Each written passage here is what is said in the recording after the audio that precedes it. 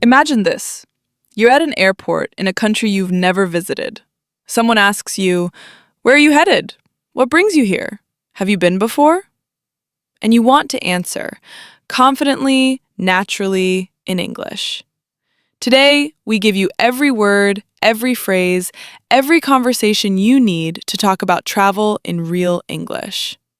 We're going to airports, hotels, foreign currencies, cultural customs, and more. Your passport to travel English starts right now. Stay with us.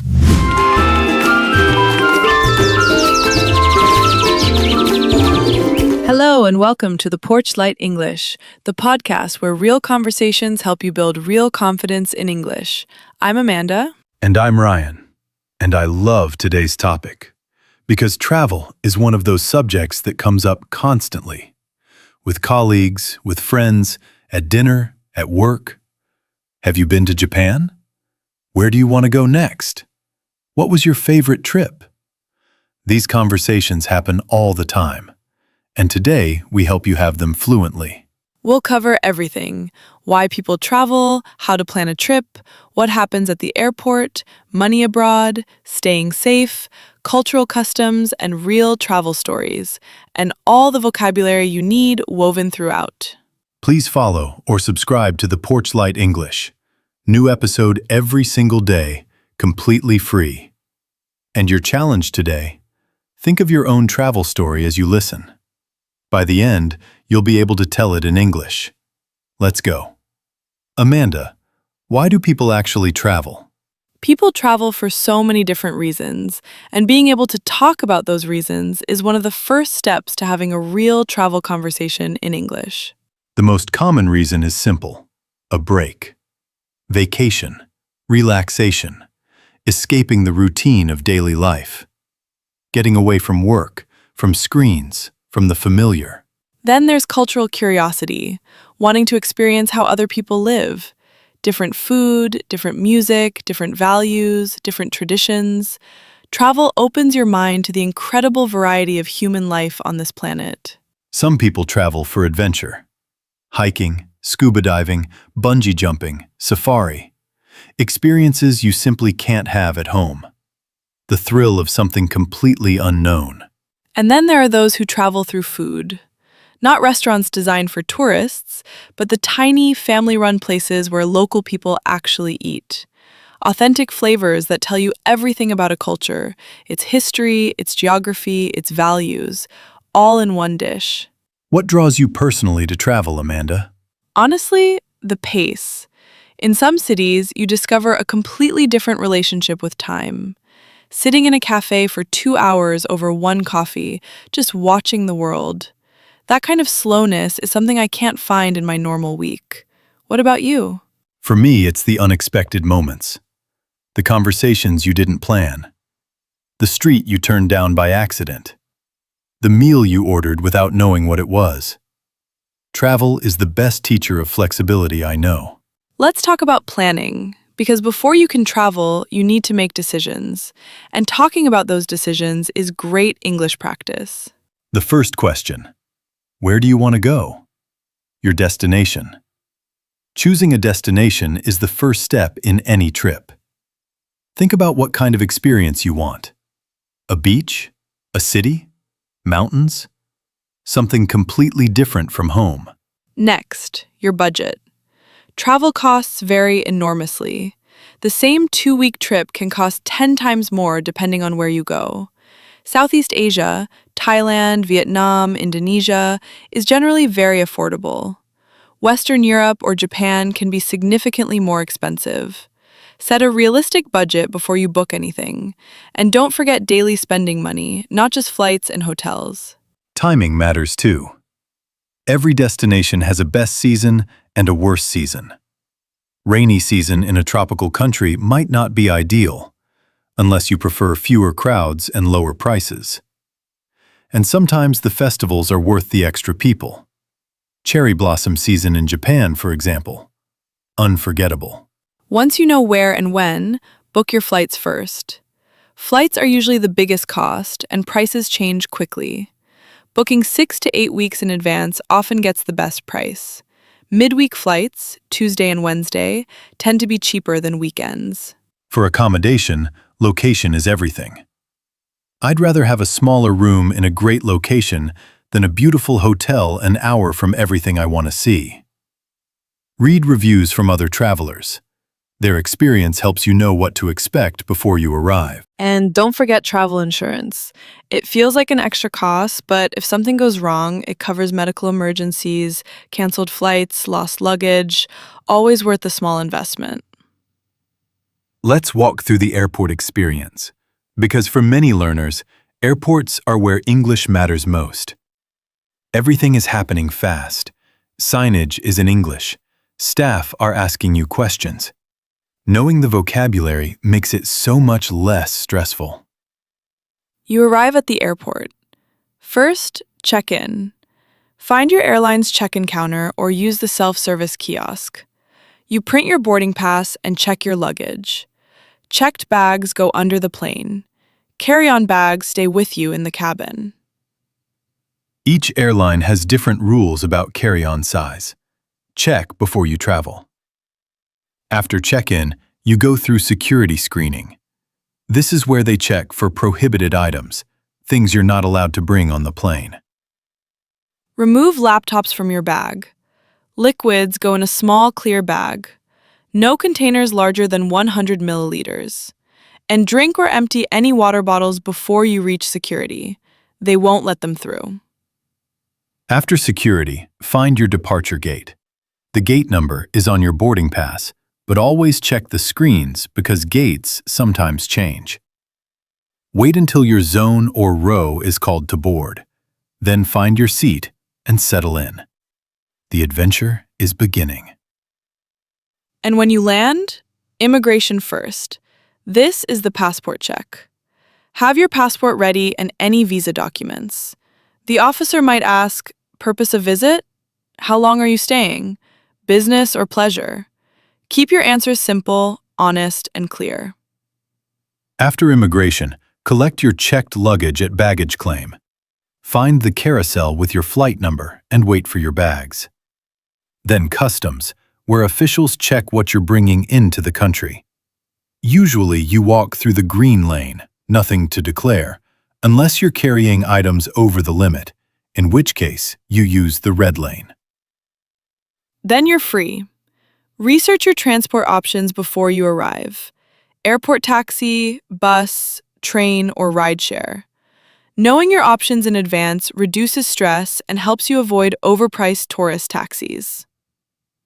Let's talk about money, because this is where so many travelers run into problems. Different countries use different currencies. Euros across much of Europe, yen in Japan, dollars in the US, pounds in the UK. Knowing how to manage your money abroad is essential. ATMs are usually the easiest way to get local cash. They dispense the local currency at a reasonable rate. Just be aware of international withdrawal fees. Check with your bank before you leave. Currency exchange booths exist too, but be careful. Airport exchanges almost always have the worst rates. Exchange a small amount for immediate needs only, then find better rates in the city center. Credit cards are incredibly useful in most countries, but not accepted everywhere. Small shops, market stalls, and street food vendors usually need cash. Always carry a mix of both.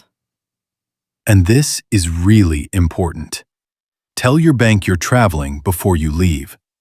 Otherwise, they might block your card when they see foreign transactions and assume it's been stolen.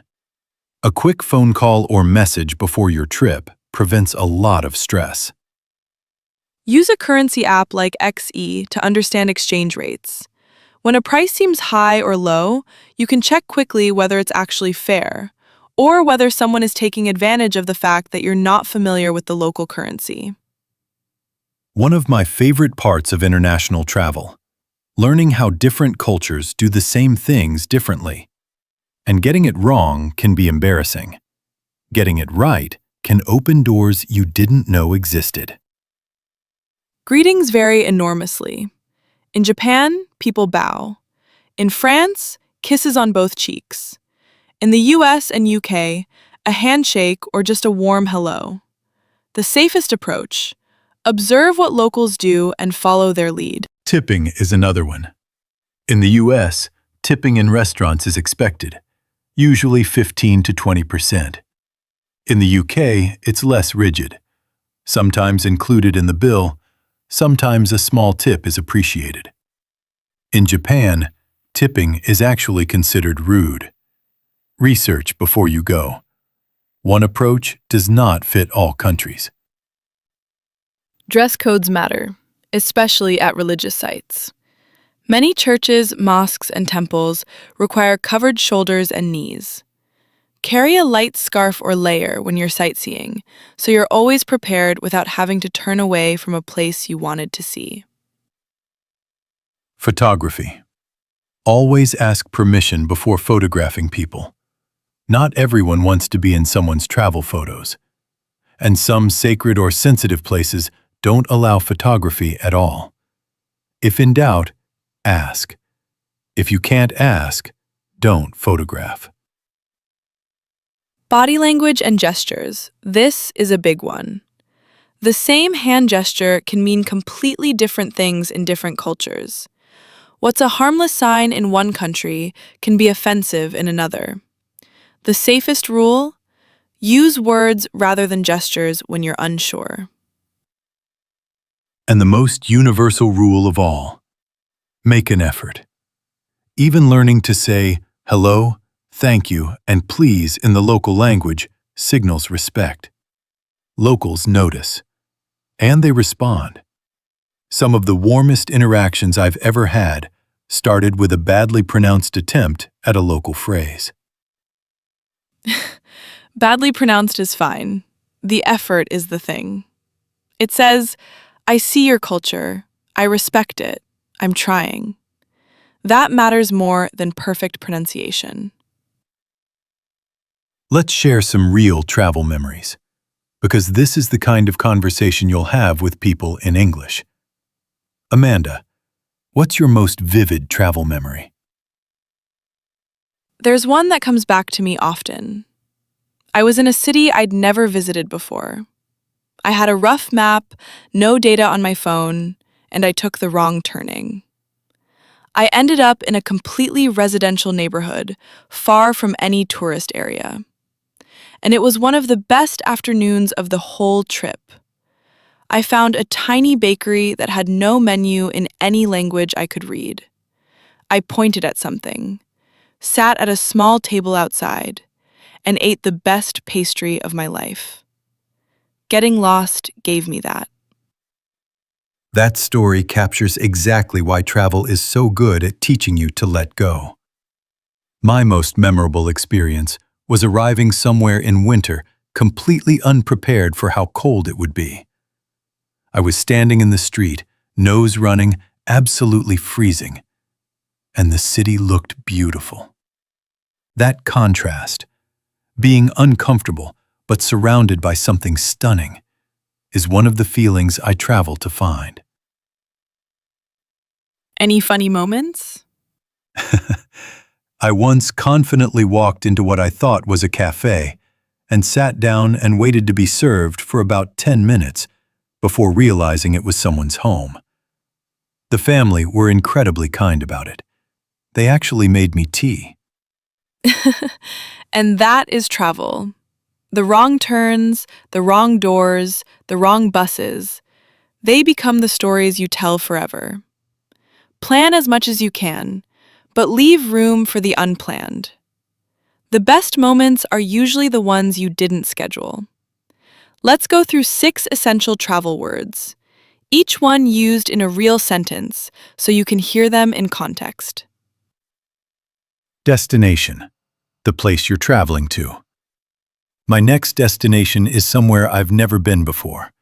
I want the experience of being completely new to a place. Itinerary, your planned schedule for the trip.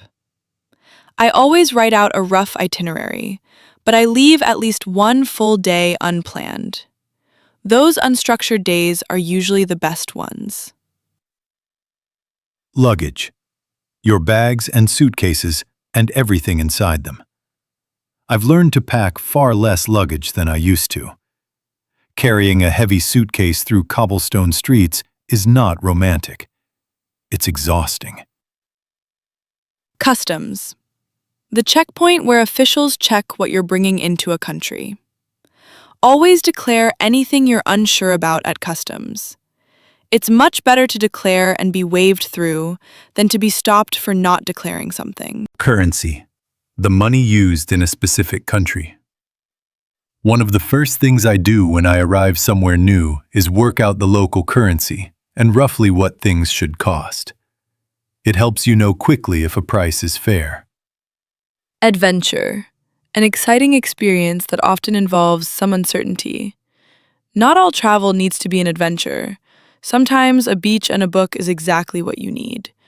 But the trips that have changed me most have all had some element of adventure.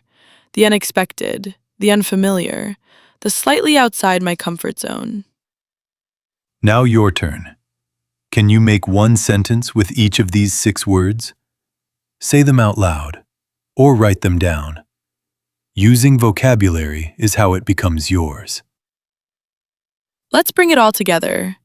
Today we talked about the language of travel, from the reasons people travel to planning a trip, navigating airports, managing money abroad, respecting cultural customs, and telling your own travel stories. And we covered 6 key vocabulary words: destination, itinerary, luggage, customs, currency, and adventure. Words you'll use in real conversations, with colleagues asking about your holidays, with friends planning a trip, with strangers you meet while traveling. Here is your question of the day. What is your dream travel destination, and why? Maybe it's a city you've always wanted to visit. Maybe it's a country you want to experience. Maybe it's somewhere completely different from where you are now. Tell us in the comments. Try to use one of today's vocabulary words in your answer. For example, my dream destination is Japan. I want the adventure of experiencing a completely different culture. The food, the customs, the quiet beauty of the countryside. We read every comment. We love hearing where you want to go. And if you've already been somewhere wonderful, tell us about that too. Thank you for listening to the Porch English. Please follow or subscribe wherever you're listening. New episode every single day. Share this with someone who's planning a trip or learning to talk about travel in English. From the Porch English, keep the light on. And wherever you're going next, safe travels. We'll see you in the next episode. Bye for now.